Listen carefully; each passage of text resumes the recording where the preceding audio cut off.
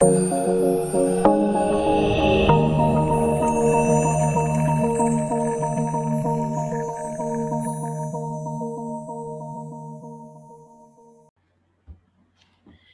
ketemu lagi di channel Belajar Bersama Pak Seno. Nah, kali ini kita akan membahas tentang elastisitas permintaan dan penawaran.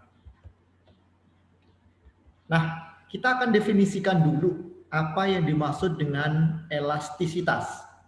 Nah, elastisitas itu adalah ukuran kepekaan jumlah penawaran atau permintaan terhadap faktor-faktor yang mempengaruhinya. Jadi maksudnya ketika faktor-faktor yang mempengaruhi permintaan maupun penawaran ini mengalami perubahan, maka permintaan yang dilakukan oleh pembeli dan juga penawaran yang dilakukan oleh penjual akan mengalami perubahan juga. Oke, nah di dalam elastisitas ya rumusnya adalah persentase perubahan jumlah yang diminta maupun ditawarkan dibagi dengan persentase perubahan faktor-faktor yang mempengaruhinya. Nah, di dalam elastisitas permintaan ini ya ada beberapa macam atau beberapa jenis ya. Karena faktor-faktor yang mempengaruhi permintaan ini ada beberapa macam, ya maka di elastisitas permintaan juga ada beberapa macam yang masuk ke dalam elastisitas permintaan. Yang pertama adalah elastisitas harga. Ya. Kemudian yang kedua adalah elastisitas pendapatan. Ya. Kemudian ada elastisitas harga barang lain. Ya, dan lain sebagainya. Banyak sekali yang mempengaruhi permintaan. Oleh karena itu, di dalam elastisitas permintaan juga ada banyak sekali. Ya, Bapak mengambil elastisitas permintaan harga, elastisitas permintaan pendapatan, dan elastisitas permintaan harga barang lain. Nah, di sini ya untuk yang pertama ya, elastisitas permintaan harga ya yang kita masih membahas tentang elastisitas permintaan. Nah, untuk elastisitas permintaan harga ya definisinya adalah menjelaskan perubahan jumlah barang yang diminta sebagai akibat perubahan harga. Ketika harga suatu barang itu mengalami perubahan, ya, maka jumlah barang yang dibeli oleh konsumen juga akan mengalami perubahan juga.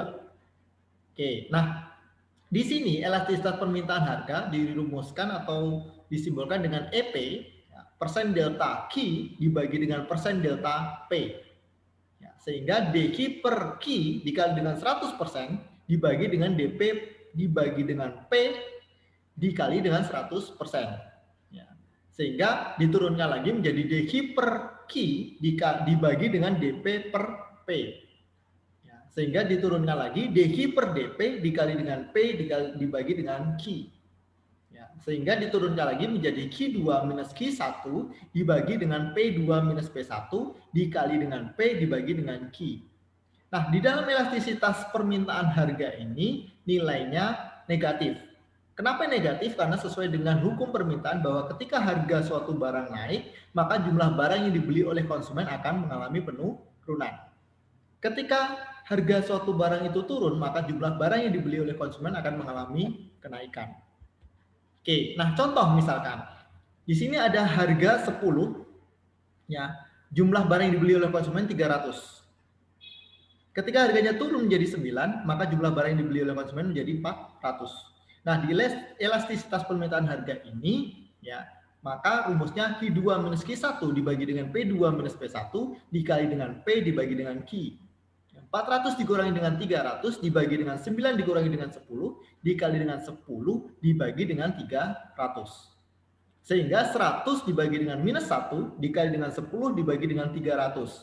1000 dibagi dengan minus 300 hasilnya adalah minus 3,33. Artinya apa? Minus 3,33 artinya ketika harga naik sebesar 1%, maka jumlah barang yang dibeli oleh konsumen akan mengalami penurunan atau berkurang sebesar 3,33%.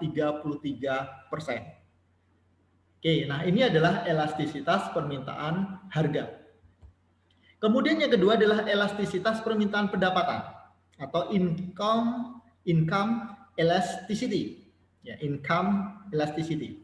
Oke, nah di elastisitas permintaan pendapatan ini adalah perubahan jumlah barang yang diminta sebagai akibat dari perubahan pendapatan. Ya. Elastisitas permintaan pendapatan ini disimbolkan dengan huruf EI, ya, persen delta Q dibagi dengan persen delta I. Ya, rumusnya hampir sama seperti di elastisitas permintaan harga. Sehingga diturunkan lagi menjadi Q2 minus Q1 dibagi dengan I2 minus I1 dikali dengan I dibagi dengan Q. Nah, di dalam elastisitas permintaan pendapatan ini ada beberapa kriteria. Ya, yang pertama, apabila nilai EI-nya adalah 1 ya, atau positif 1, ya, itu tandanya adalah atau digolongkan menjadi jenis barang normal. Ya. Nah, barang normal itu adalah ketika pendapatan konsumen itu mengalami peningkatan, maka jumlah barang yang dibeli oleh konsumen juga mengalami peningkatan. Ya, itu adalah barang normal. Kemudian yang kedua adalah barang inferior. Nah, barang inferior itu nilainya apabila nilai EI-nya adalah negatif. Ya, EI-nya negatif itu adalah barang inferior. Yang ketiga adalah barang kebutuhan pokok. Ya, ketika EI-nya lebih kecil daripada 0, kurang dari 1. Ya, ini bisa jadi EI-nya adalah pecahan atau desimal ya. Oke. Nah, kemudian yang keempat adalah barang mewah. Nah, barang mewah ini ya kondisinya apabila nilai EI-nya adalah lebih besar daripada 1. Oke. Nah, untuk contohnya misalkan ada seseorang konsumen ya, dia pendapatannya 100 ribu rupiah, jumlah yang dibeli 10 unit. Ya, ketika harga ketika pendapatannya naik menjadi 200 ribu rupiah, maka jumlah barang yang dibeli adalah 15 unit. Nah, elasticity of income ya setelah dicari ya maka menjadi setengah ya. Elasticity of income-nya dengan menggunakan rumus yang tadi ya adalah menjadi setengah hasilnya. Ya. Nah, setengah itu termasuk barang kebutuhan pokok. Artinya apa? Adalah ketika pendapatan seorang konsumen itu naik sebesar 1%, maka jumlah barang yang dibelinya juga akan naik sebesar 0,5%. Nah, ini adalah elastisitas permintaan pendapatan. Kemudian yang ketiga, elastisitas harga silang atau cross elasticity of demand. Nah, artinya apa? Ketika jumlah barang yang diminta mengalami perubahan, ya, maka itu sebagai akibat dari perubahan harga barang lain. Sehingga cross elasticity of demand-nya atau ES-nya adalah persen delta QX dibagi dengan persen delta PY. Ya, DQX dibagi dengan DPY dikali dengan PY dibagi dengan QX. Ya, QX-nya adalah jumlah barang X yang diminta, QY-nya adalah jumlah barang Y yang diminta, PX-nya adalah harga barang X, dan PY-nya adalah harga barang Y. Nah, di dalam cross elasticity of demand ini atau elastisitas harga silang ini ya ada 3 kriteria di dalam jenis barang. Yang pertama adalah barang komplementer atau barang saling melengkapi. Ya, itu terjadi apabila nilai cross elasticity of demand-nya adalah kurang dari 0. Ya, itu adalah barang komplementer atau barang yang saling melengkapi. Nah, kalau nilai elastisitas harga silangnya adalah lebih besar daripada 0, maka termasuk ke dalam jenis barang substitusi. Nah, apabila nilai elastisitas harga silangnya adalah 0, ya maka termasuk ke dalam golongan barang netral. Contoh, misalkan harga barang X 100.000, harga barang Y 50.000, jumlah barang X yang diminta adalah 10, jumlah barang Y yang diminta adalah 8. Oke, nah kemudian harga barang X yang kedua mengalami peningkatan harga barang X dari 100.000 menjadi 200.000, harga barang Y juga mengalami peningkatan dari 50.000 menjadi 100.000.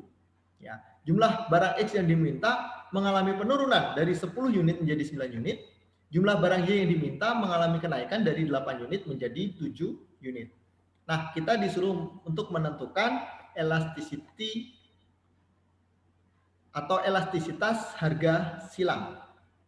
Cross elasticity of demand. Oke, nah cross elasticity of demand ya, maka Qx2 dikurangi dengan Qx1 dibagi dengan PY2 dikurangi dengan PY1 dikali dengan PY dibagi dengan Qx. Sehingga kita masukkan ke dalam rumusnya menjadi minus 0,1. Artinya apa? Artinya ketika harga barang X itu naik sebesar 100%, ya, maka jumlah barang Y yang diminta akan turun sebesar 10%. Nah, dari hasil yang didapatkan adalah minus 0,1, ya, maka termasuk ke dalam barang komplementer. Karena barang komplementer nilainya adalah kurang dari 1. Kurang dari 0 atau negatif. Ya, kurang dari 0 atau negatif adalah termasuk ke dalam golongan barang komplementer. Oke, nah selanjutnya adalah elastisitas penawaran. Nah, rumusnya sama sih, ya. Nah, ini artinya apa? Adalah perubahan jumlah barang yang ditawarkan sebagai akibat perubahan harga. Ya, sehingga ES, ya, DHX di DHSX dibagi dengan DPSX dikali dengan PSX dibagi dengan QSX. Sehingga QSX2 dikurangi dengan QSX1 dibagi dengan PSX2 dikurangi dengan PSX1 dikali dengan PSX dibagi dengan QSX. Nah, mungkin itu saja pembahasan kita hari ini ya. Terima kasih.